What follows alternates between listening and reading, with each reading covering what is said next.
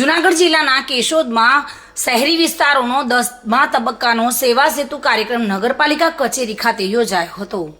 નાગરિકોને વિવિધ સરકારી યોજનાઓના લાભ ઝડપથી તકલીફ વિના પ્રાપ્ત થાય અને તેમના પ્રશ્નોનું સ્થાનિક સ્તરે તાકીદે નિવારણ થાય તેવા આશયથી ગુજરાત સરકારે સેવા સેતુ કાર્યક્રમ શરૂ કર્યો છે।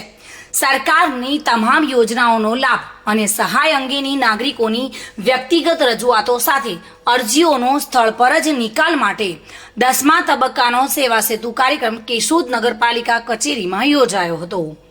કેશોદના નાયબ કલેક્ટર વંદના મીણા, ધારાસભ્ય દેવા માલમ, મામલતદાર સંદીપ મહેતા, નગરપાલિકા પ્રમુખ મેહુલભાઈ Gondaliya, chief officer Mehul Vaghela, office superintendent પ્રવીણભાઈ વિઠલાણી સહિતના પદાધિકારીઓ અને અધિકારીઓની આગેવાનીમાં ઉપસ્થિતિમાં દીપ પ્રાગટ્ય કરી સેવા સેતુ કાર્યક્રમનો શુભારંભ કરવામાં આવ્યો હતો।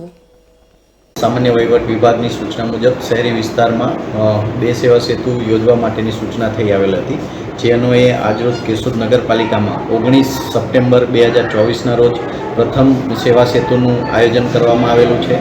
શહેરી વિસ્તારના આ સેવા સેતુમાં રાજ્ય સરકારના જે 13 વિભાગો છે તેની કુલ મળીને 55 સેવાઓ આજે નાગરિકોને એક જ સ્થળેથી મળી રહે તે મુજબનું આયોજન કરવામાં આવેલું છે। સેવા સેતુનો હેતુ રાજ્ય સરકાર તરફથી અપાતી જે યોજનાઓના લાભ છે, સેવાઓ છે તે નાગરિકોને એક જ સ્થળે અને એક જ દિવસમાં મળી રહે તે મુજબ વહીવટી પારદર્શકતા વધે એ માટેના આયોજન કરવામાં આવેલ છે।